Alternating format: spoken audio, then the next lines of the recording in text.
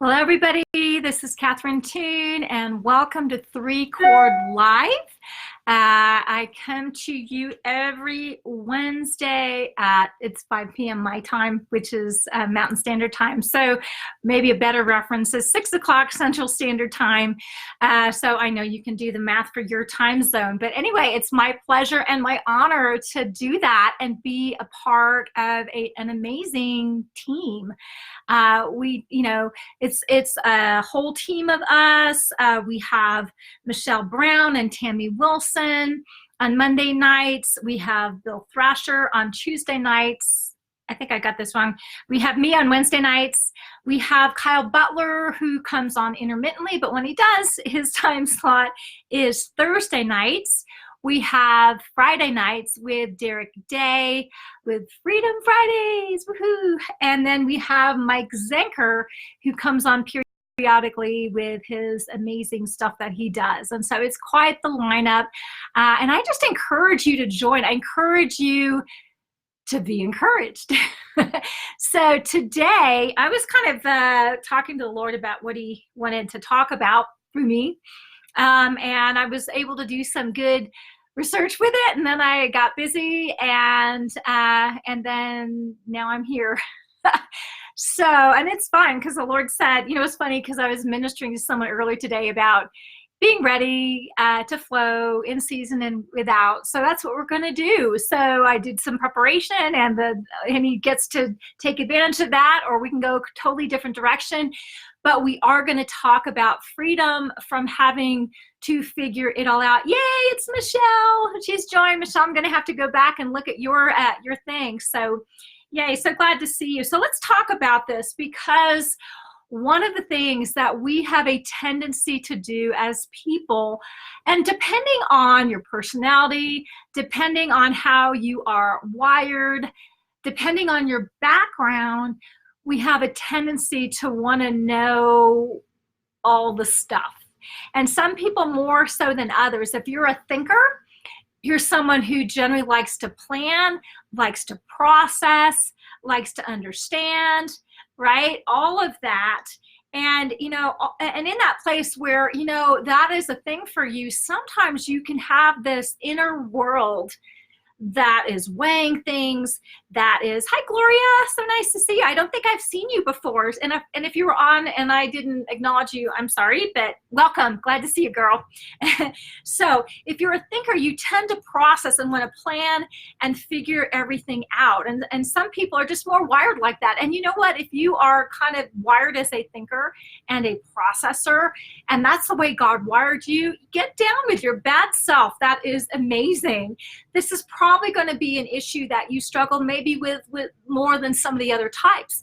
Now, sometimes you may not even be wired as a thinker, but you learned early on in life that I have to provide for myself. Maybe you grew up in an environment where it wasn't safe and you had to test the winds about when the next shoe was going to drop and someone was going to blow up. Or maybe you grew up in a place where maybe money wasn't always regularly available. You had to kind of figure out how to, get your needs met. I mean, some people had to parent their parents, and that's really sucky, but that does happen. Sometimes there's just times when you had to figure out how to kind of get your emotional needs met or do without or whatever. And if that's kind of your background, you learn to take responsibility for things that maybe were way beyond your years, and you had to grow up early. And this is a common scenario, unfortunately. And some of you grew up in an awesome environment, but not sometimes things that your parents actually did a really good job, but things come into our wheelhouse. We process them one way, and we kind of learn these ways of being. And maybe your parents actually did a really good job, but it didn't feel that way, or whatever that was. If this is an issue for you, where you're like constantly having to feel like you have to get it figured out, and this can happen. Hi Alba, yay! So glad to see you. So if you're one of those people that, just is kind of a planner, and maybe you just have a need to figure it out because that makes you feel like you are in control, this can be a huge source of bondage. So I'm speaking to a lot of people that got this issue honestly. And at the beginning, middle, and end of the day, it is really an issue of fear. Now, let me just say this. In Christ, there is no condemnation. So you're not allowed to be condemned because you're in Christ, you're beloved, and you may actually have an honest issue. But I run into this with a lot of people. Now, some people are chill, it's not as big of a deal. And so if you're that personality type or have learned to be that way, get down with your bad self and lay hands on everyone else who's struggling. And this will maybe help you understand someone in your life that has this struggle. Because I see it a lot. And I really felt like the Lord wanted to minister to those people that struggle with this or that have someone they know that this is kind of an ongoing issue. So let's talk about this. So, you know, if the root of this is fear, that means fear, you know, whenever there is a need to control things, a need to plan things, fear is actually at the root of that. And, you know, fear is just a place that needs to be ministered to. Okay, there's no condemnation. It's not like you're a bad Christian, you know. It means that you need ministry somewhere. And so that's a little bit of what this is and whatever else that the Lord has provided for you to help you kind of get there from here. Get in a place where honestly you can be at rest. For those of you who have these issues, okay, Gloria, I'm sorry, I just read that. Okay, awesome, girl. So I'm glad to see you in person. My goodness, yay. So to speak. And so if you're one of these people that struggles with this, your birthright is rest. And, you know, and there is a way to authentically get there from here. You don't have to put on church face and act like you don't have a problem. It is okay that you have a problem, but that just requires ministry. So let's talk about this. So what is behind this? So number one, the hallmarks is someone that operates in fear and feeling like I need to figure it out, like I have to sort of weigh all the different options, the different scenarios, what could happen, and then make contingencies for that. That is hell, because that is exhausting, because you and I both know that there's always contingencies that you never, there's always scenarios that you can't make a contingency for, that you don't have full ability to figure that out. And so while it's great to plan ahead in the place where there's a lot of things that you don't have control over, it is okay. Because the one place, oh my goodness, where the Lord has called you to be in control is actually the area of self-control. We can't control others. We can't control a lot of different things in our lives, but we can control ourselves. But this is not a message that says, girl, guy, whatever, you gotta white knuckle it and get it together and control yourself, because it's actually a heart issue. And God is always in the issue of ministering to our hearts, so the fruit that comes out is the fruit of something, of freedom, right? Is the fruit where you are free. And so if the issue is fear, you know, sometimes the Lord will take you back to a place, a memory, or what I like to call a memory construct, where there was this way of being, maybe when you were a little kid, and, you know, maybe one of your parents was an alcoholic. You never knew what to expect. So you had to kind of, you know, figure out, you know, what could happen. Something could go wrong anytime, or, you know, whatever that is. And he may take you back to that place so that you can learn where he was, what he was there for you, and minister to that place in your heart, so that you haven't projected that past scenario into your future, right? So you're walking into, I never know what's going to happen, all of that. And so you can actually let love minister to that place, so that we're not, you know, whatever we don't deal with in our past, in our whatever, it honestly, it just comes to haunt us in our future. And that's not a punishment.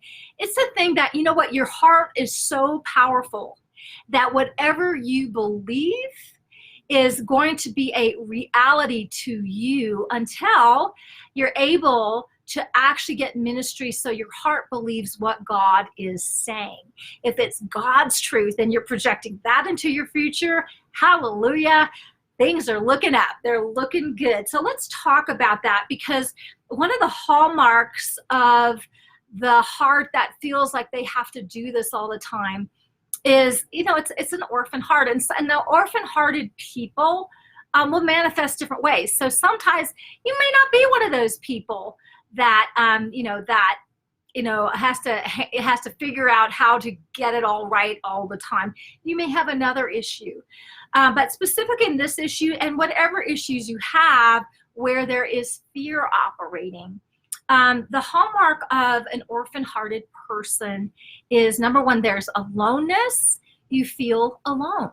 So now we might be able to preach upside one down the other, whatever, you can do better than me, about our union with Christ and that he's always there, but we're having a hard time connecting with that. And when you're alone, particularly if there's a place in your heart as a child where you felt alone, life is really scary. Because how many of you know children need parents or a parent figure to survive? And that's a scary, scary place that needs ministry. The other hallmark of an orphan-hearted person is the area of performance.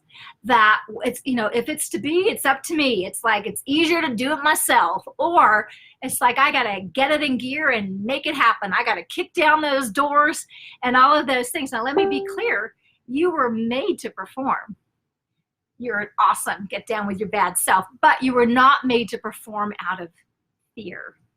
You see, when you are tracking as a beloved, adored child, whose father is always there for you, you're one with Holy Spirit, you're one with Christ, and you're tracking with that, then you know what? You can take risk and it's no big deal, because you're going to be adored either way if you fall flat on your face and your needs are going to get met.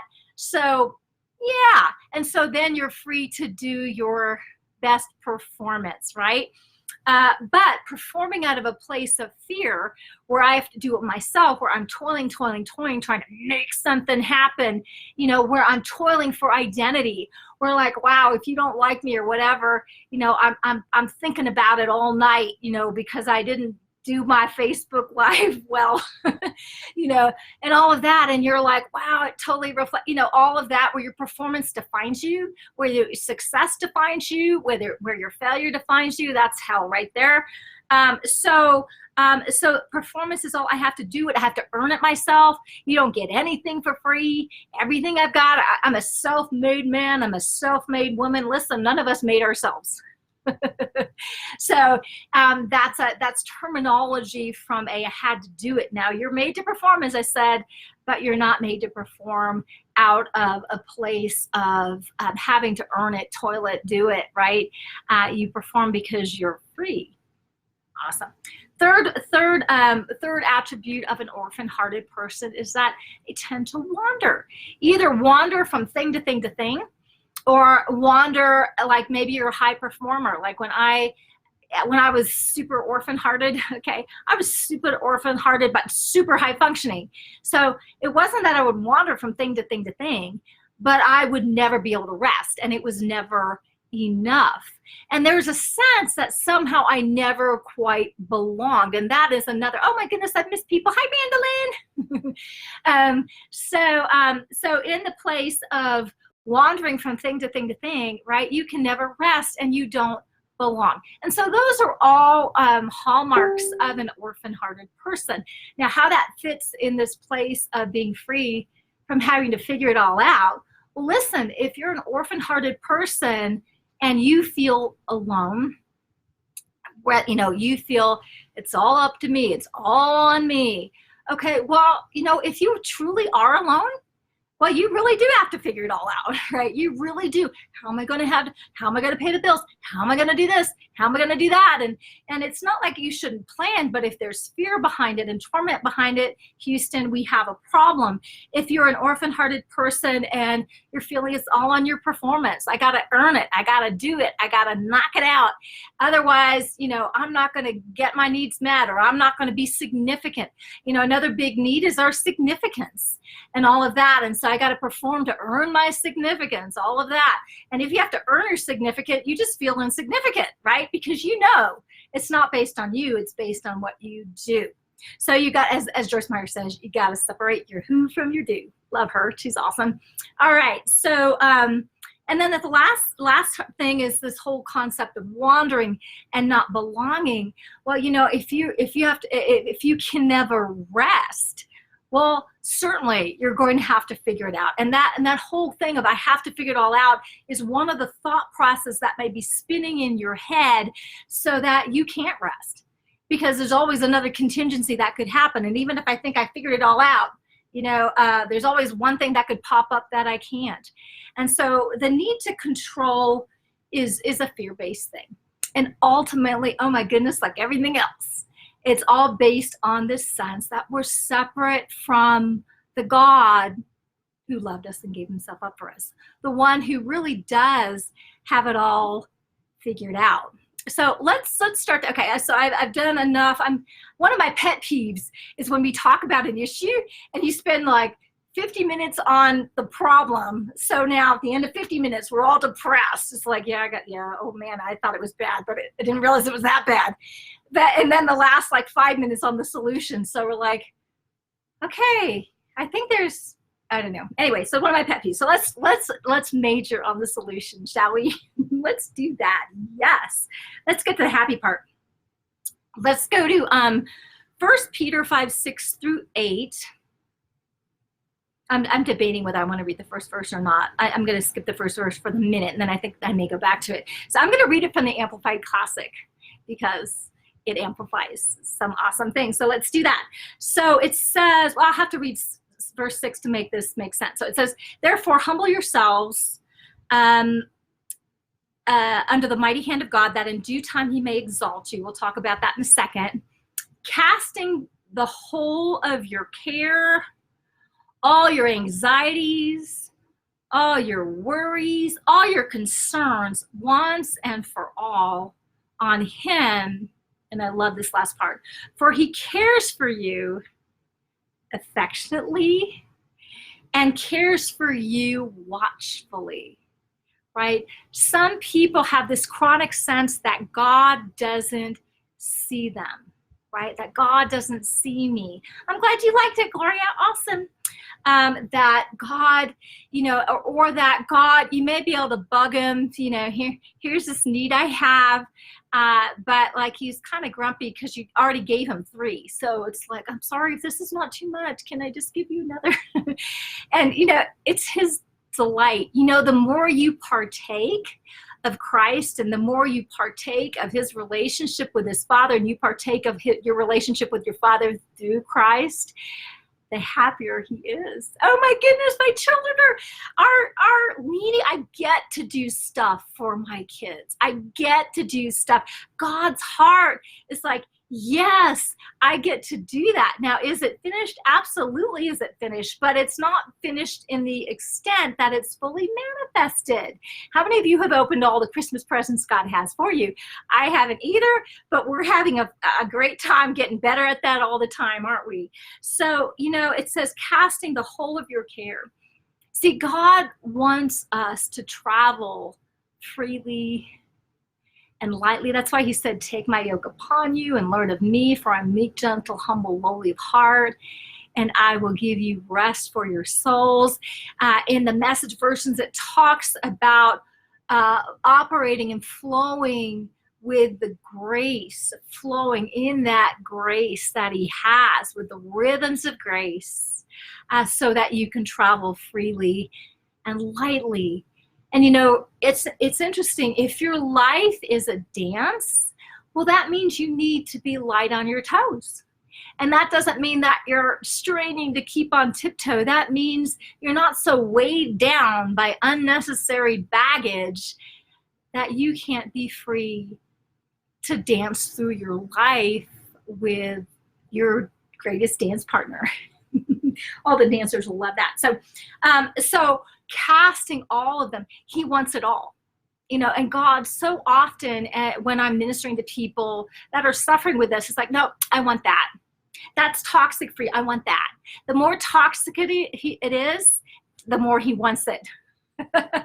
Because he wants you free and light. You know, listen, if you are one with the one who has all the contingencies mapped out, has every, like, well, if they choose this, then this, and this. If they decide to serve the devil, quote unquote, well, then this. If they decide to rebel against me and go, la, la, la, la, la, I can't hear you, well, then this. If they're just dumber than a rock and they can't hear me and they can't believe themselves out of a paper bag, well, this. God is a master at contingencies. So that's one of the reasons why you can travel freely and lightly, because he really does have it all figured out. And that's not that he's floating somewhere out there and is pulling strings like a puppet. That means he's masterful to know our hearts and to know he always makes everything work for our good. Why is that? Not because he's controlling us like puppet strings, but because he's like, okay, they did this stupid and that stupid, and then this crappy thing happened by this person who was not operating under my spirit, and this horrible thing happened, and this happened, and then, oh, we're going to do this, and it's going to be awesome. All right. That is how masterful he is. And so you get to operate according to his confidence in himself with how to make that work out. You know, and the bottom line is we do have the mind of Christ, but let's just be very clear, we're not always operating fully in that so that we're able to figure out the intricate chess moves of 1,200 layered chess, right? That we would have to figure it out to make it all work out. But you're one with the one who is passionate for you. And it's really about this connection with the person whose primary attribute, it's not just an attribute, his primary nature is the nature of love. Because perfect love not only casts out fear, it doesn't tolerate fear, it doesn't cope with fear, it doesn't give you a breathing exercise to deal with fear. It casts that sucker out because fear has torment and love will not have his kids tormented. So how you know if there's a fear operating, a fear driver, because sometimes the behavior looks fine, but the inner world is not fine. And how do you know if that inner world is a fearful motive? It's because there's torment with it. If you're toiling, okay, there's torment with it. Why? Because you're trying to make it work for yourself, and it's like all of that. So if there's fear, toiling, ding to ding ding, it's time to stop, drop, and roll in Mr. Love himself. It's time to take a love break. And you see, that's the place where we need ministry, and we all need ministry in one way or the other. We need regular doses. It's like we need to preach the gospel to ourselves every single day because we need to be reminded. You know, the weakness of our frame is not that we don't know, it's that we tend to forget what we know, and we need to be reminded. And you know what? God is never grumpy about reminding us. Like, you know what? I told you that yesterday. Like, you get it, right? First attribute of love is patience. Second attribute of love is kindness. So God is there to remind, I'm here. I'm here. I have you. I have this. I've got you. I've got your kids. I've got your finances. I've got your future. I got it all summed up, and it's all wrapped up in me, and there's nothing you can do to fall out of me. You can't screw this up so badly that, you know, there's no contingency for you. I have all the contingencies. And he's just masterful at that. And then when you do have to make decisions, and we do have to make flat out decisions, right? Well, the sons of God are led by the Spirit. So when you're practicing that union with Mr. Love, when you're practicing that, you're able to get that sense, you know, and you ask for wisdom and he gives it liberally and upbraids us not. What does that mean? He doesn't chastise you for asking for wisdom once again because you haven't got it all figured out. He knows the weakness of our frames, and he doesn't condemn us for the weakness of our frames, right? You are one with the one who loved you and gave himself up for you. And this is not just like a one-time deal. Hi, Edith. It's not a one-time deal. Well, I gave myself up for you and, you know, I did that. So take it from here. Listen, there's no part where we take it from here. If we decide we're going to take it from here, we're going to get tormented, right? Jesus said, take my yoke upon you, learn of me, for I'm meek, humble, lowly of heart, and I will give you rest. He says, abide in me, and me abide in you, and you will bear much fruit as a byproduct, by the way. Not as the deal. The deal is the abiding and the relationship, and then poof, you pop out fruit. Fruit looks like everything you need. Fruit looks like you being conformed in the image of love himself. Fruit looks like a zillion different things, but it still is a byproduct. And then he says, apart from me, you can do nothing. So when we find we're in that place where there's torment, where there's toil, well, stop, drop, and roll in Mr. Love, because you know what? You're not apart from him, but you forgot. And you need to be reminded. And he is a really good wooer and convincer. And listen, if there's things that happened, trauma that happened, drama that's happening, just crap that's happening in your life, none of our lives are crap proof, by the way. The gospel's not all in this world. You will have, tribulation, dang it. But aren't you glad? But cheer up, I've overcome the world. So he overcame for humanity. And so we overcome while we're in the world with all the crap that happens, right? So in that place, we need to be reminded, and he's a master wooer.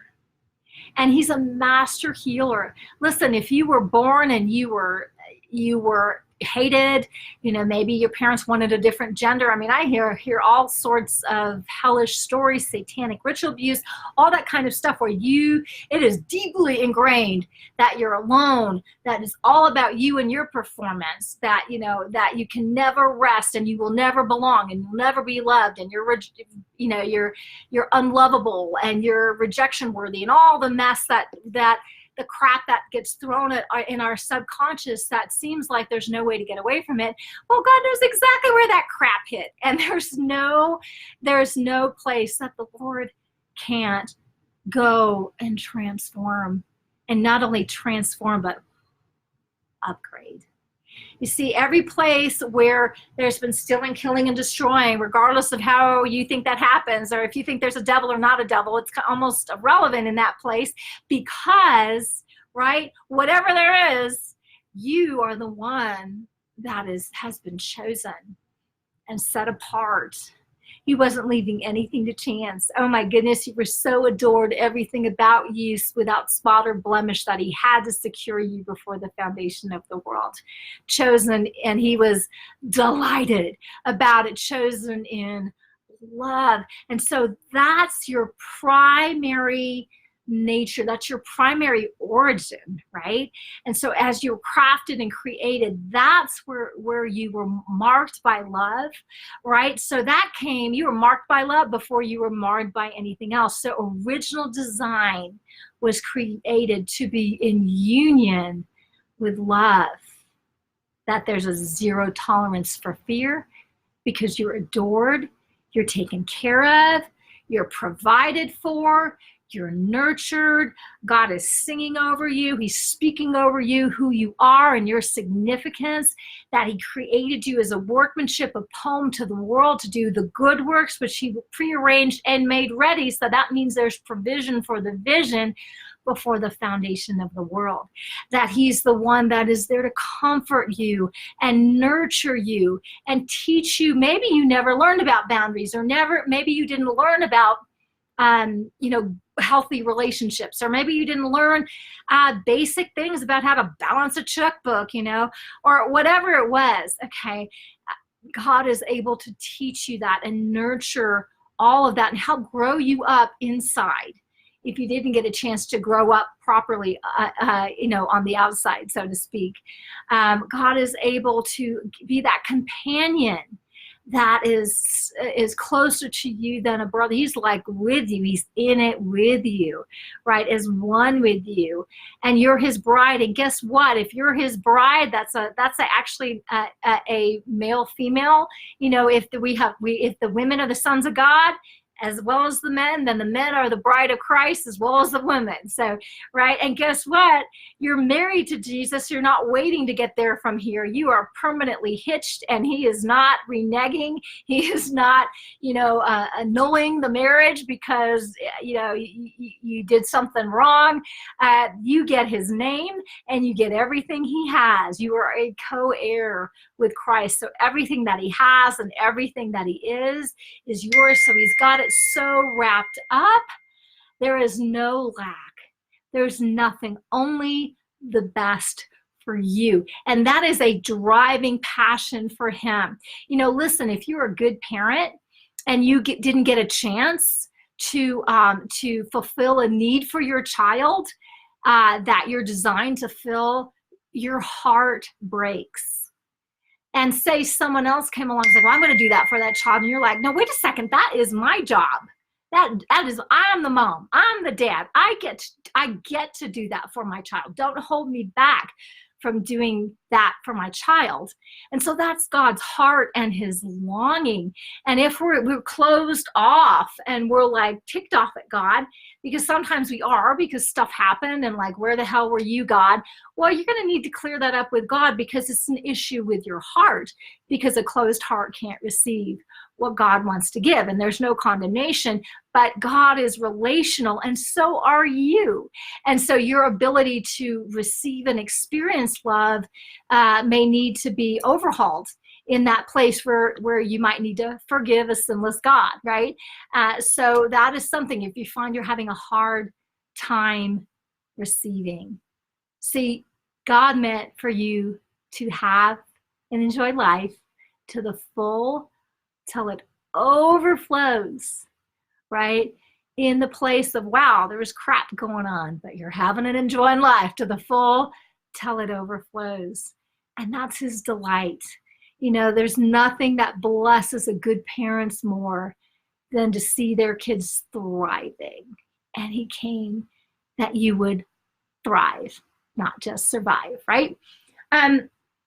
I haven't done this in a while. If you're struggling with this, I'm going to recommend my book really quick, because sometimes this is going to be a kind of a deep subject that I kind of opened up, and it's like, crap, I hate to leave you there. It's like, this is good and I want more, right? So if you are struggling, I'm going to recommend my book. It's called Marked by Love.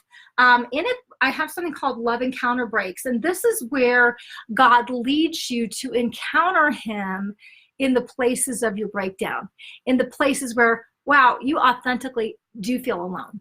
And you authentically do feel like if it's to be, it's up to me. It's all about my performance. And I don't get a break with that. Or you feel like I don't belong, and I don't know what my purpose is, or I can just never rest, and all of that. If you're struggling, you got it honestly, and that needs ministry. And so this is the one thing I can recommend to you. It's got 20 years of me thrown into this with my testimony at the end. That will help you, and what helped me walk out of, oh my goodness, I was a little orphan poster child. And I'm not saying I had it worse than anyone else, because we all got stories, don't we? But I am saying, man, I got some freedom, I got some happy going on, and it's my joy and part of my recompense to be able to help people thrive. Because you need to know you're marked by love. That's your identity, unveiling the substance of your true identity. And as you're connecting with that, oh my goodness, all of these things, including this need to control things and to figure it all out, right? That is something that just melts away. And you can thrive and be happy and also be a resource for other people. It's so amazing. Anyway, so if you're interested in this, I have it hardcover, Kindle, and on Audible. I have to think about that. I don't know why I'm having this so hard. Anyway, there you go. It's on Amazon. So you can go find that, Marked by Love, Catherine Toon, Fingerprint, and then just dive in and let God minister to all those places that just authentically need that. And you know what? This is not a female issue. It's a female male issue. There's a lot of orphans on both sides of the genders. It's a gender neutral issue that we all need help with. And God is just the God to do that. So anyway, I hope this has been a blessing for you today. Share it with someone who's maybe struggling with this, who needs to be encouraged, who maybe honestly is not feeling right, and that's like, whoa, that's my issue, right? That's what I need help with, and can bring it before the Lord and get what they need, or get the resources that God is leading them to get. Anyway, I love you guys. Thank you for joining. Have an amazing day. Bye-bye.